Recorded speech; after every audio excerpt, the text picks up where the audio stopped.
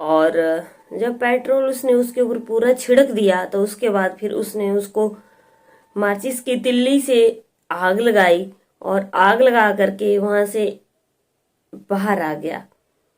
लेकिन आग लगाने के बाद जब वो वहां से बाहर आया तो उसने अंदर भी किसी को नहीं जाने दिया, जिससे महिला जब तक जल करके खत्म नहीं हो जाती, सुरेश वहां से बाहर नहीं आया और ना ही उसने किसी को अंदर जाने दिया। और जब पुलिस को ये चीज पता चली, वहां पे चीख पुकार को राम मच गया। तो पुलिस वहां पर आई।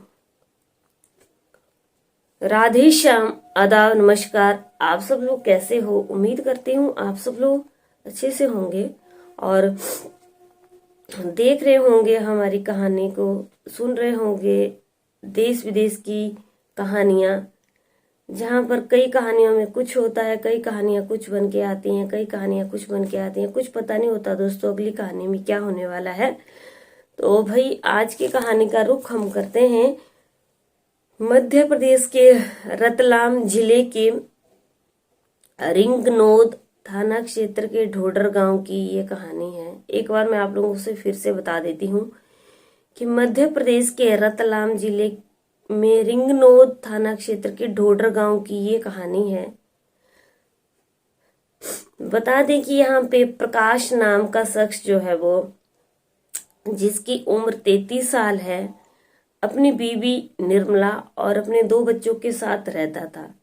बहुत हंसी खुशी जो है वो सबकी जिंदगी चल रही थी। कोई भी जिंदगी में कोई भी दुख नहीं था किसी भी प्रकार का, सब खुश थे अपनी लाइफ में। लेकिन क्या होता है कि रत, अचानक से प्रकाश की मृत्यु हो जाती है, जिससे परिवार में बहुत मातम पसर जाता है और सब रोते हैं, बिलखते हैं। लेकिन जाने वाले इंसान को कौन वापस ले पाया है? जो एक बार चला जाता है वो कभी वापस इस दुनिया में हटके आता ही नहीं है। अगर आता भी होगा तो किसी और रूप में आता होगा, लेकिन उसी रूप में वापस नहीं आता है। ये बहुत सत्य है। अब उसके बाद जो है वो जिंदगी फिर से शुरू हो गई, फिर से चलने लगी। अब प्रकाश का भाई जो है वो सुरेश, जब उससे छोटा है, प्रकाश से छोटा जो है उसका भाई सुरेश है, जिसकी उम्र, सॉरी वो उसका बड़ा भाई है। सुरेश का बड़ा भाई, सुरेश जो है वो उससे बड़ा है। तो सुरेश की उम्र जो है वो 40 साल है।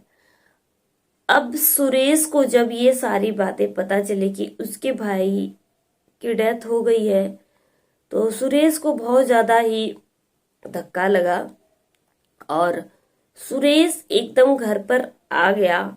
और सुरेश को ये लगा कि जो उसके भाई की हत्या उसकी बीवी ने की है, जो उसकी बीवी निर्मला है, उसने उसके भाई की हत्या कर दी है और अपने पति को मार डाला है। अब दोस्तों क्या होता है कि जो सुरेश है वो अपने भाई प्रकाश के घर पे जाता है। वहां पे उसकी बीवी है प्रकाश की, निर्मला, और 2 बच्चे हैं। लेकिन सुरेश जो है वो कुछ भी नहीं बोलता है। और जब वो कुछ भी नहीं बोलता है तो वहां पे पेट्रोल लेकर के वहां पे आया हुआ होता है, उसके पास पेट्रोल होता है। वो पूरे के पूरा पेट्रोल जो प्रकाश की पत्नी होती है निर्मला, उसके ऊपर छिड़क देता है। जब वो पूरे के पूरा पेट्रोल निर्मला के ऊपर छिड़क देता है तो किसी को भी वो वहां पे अपने पास आने नहीं देता है और बच्चों को भी वहां से भगा देता है। उसके बाद माचिस की तिल्ली जला करके निर्मला के ऊपर फेंक देता है, जिससे क्या होता है कि निर्मला को एकदम आग लग जाती है। और ये घटना जो है ये 22 दिसंबर 2023 की है। 22 दिसंबर को वो उनके घर पे आता है और निर्मला के ऊपर पेट्रोल छिड़क करके उसको आग लगा देता है। उसका मानना ये है कि जो उसका भाई खत्म हुआ है प्रकाश, उसकी हत्या उसकी बीवी ने की हुई है, निर्मला ने।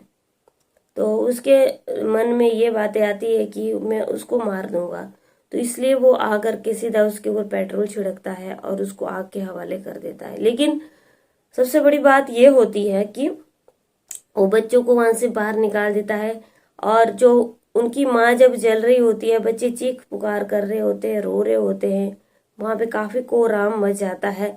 लेकिन वो सुरेश जो है वो फिर भी किसी को वहां से अंदर आने ही नहीं देता है जब तक वो महिला जल नहीं जाती है। अब क्या होता है कि जब ये सारी घटनाएं घट रही होती हैं, तो जो पड़ोसी होते हैं, पड़ोसियों को ये सारी चीजें पता चल जाती हैं, और पड़ोसियों को जब ये सारी चीजें पता चल जाती हैं तो एकदम पुलिस को इन्फॉर्म किया जाता है, पुलिस को सूचित किया जाता है। और जब घटनास्थल पर डोडर गांव में पुलिस पहुंचती है तो पुलिस वहां का नजारा देख के बहुत हैरान हो जाती है। उनकी वाइफ जो है वो जल रही होती है। पुलिस एकदम उनकी वाइफ को पोस्टमार्टम के लिए भेज देते हैं, बुझा करके, आग को बुझा करके। और जब पोस्टमार्टम के लिए भेज देते हैं तो क्योंकि महिला की तो मृत्यु हो चुकी होती है, जो महिला है वो बहुत ही बुरी तरह से जल चुकी होती है, और पुलिस सुरेश को पकड़ लेती है। और पुलिस जब सुरेश से ये कारण पूछती है तो सुरेश बताता है कि हाँ, उसी ने ही महिला की हत्या की है।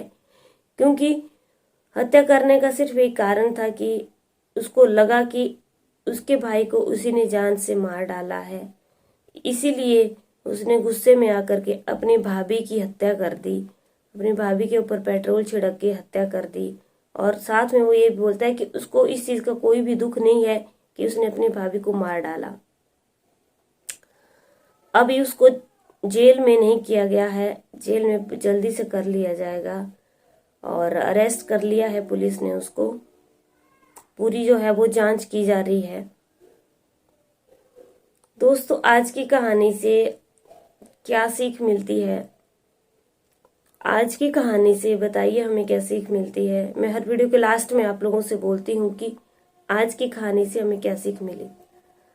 आज की कहानी से हमें सिर्फ और सिर्फ यही सीख मिलती है कि हालांकि उसका भाई जो है वो प्रकाश, वो दुनिया छोड़ के जा चुका था, लेकिन कानून को अपने हाथ में नहीं लेना चाहिए। चीजें सारी कानून के हाथ की होती हैं। जो सुरेश ने जो है वो अपनी भाभी को शक की निगाह से देख करके जिंदा जला डाला, जिंदा ही अपने भाभी के ऊपर पेट्रोल छिड़क के आग लगा दी। ये बहुत गलत किया। और हमें कभी भी इन चीजों, मैंने बार बार अपने हर वीडियो के लास्ट में कहा कि दोस्तों, दलदल में मत फंसो। जो दलदल है, अपराध का जो दलदल है, इसमें अगर आप एक बार फंस जाओगे, जिंदगी भर के लिए उसी में फंसे रहोगे, कभी भी छूटोगे नहीं। इसलिए हाथ जोड़ करके आप लोगों से यही विनती हर वीडियो में करती हूँ कि कोई भी गलत कदम, कोई भी खौफनाक कदम मत उठाइए जिसकी वजह से आपको परेशानी का सामना करना पड़े। अब क्या है, यहाँ पे जो सुरेश है उसको तो परेशानी का मुकाबला करना ही पड़ेगा, क्योंकि जेल में ही रहेगा, और उसके परिवार वाले और दुखी होंगे और परेशान होंगे। तो ऐसा कोई भी खौफनाक दर्दनाक कदम मत उठाओ जिसकी वजह से आपको भी परेशानी हो और आपके आने वाली पीढ़ी को भी परेशानी हो, और जो घर पे लोग हैं उनको भी परेशानी हो। दोस्तों, मेरी कहानी पसंद आई होगी तो चैनल को सब्सक्राइब कर देना। मेरे चैनल का नाम है डेली न्यू क्राइम स्टोरीज। रोज नई क्राइम की घटना जो है वो यहाँ पे सुनने को मिलती है। एक बार आप लोगों से मैं फिर बता दूं कि आज की घटना जो थी वो थी मध्य प्रदेश के रतलाम जिले के रिंगनो थाना क्षेत्र के ढोडर गांव की, जहां पे देवर ने अपने ही भाभी को शक की निगाह से देख करके जिंदा जला डाला। उम्मीद करती हूँ आपको मेरी कहानी सुनना अच्छा लगा होगा। चैनल को सब्सक्राइब नहीं किया, सब्सक्राइब कीजिए, बेल आइकन को दबा करके ऑल पे क्लिक जरूर कीजिए ताकि आपके पास मेरी हर वीडियो का नोटिफिकेशन मिलती रहे। तो चलिए कल की वीडियो में आप लोगों से फिर से मुलाकात होती है। तब तक के लिए जय हिंद, जय भारत।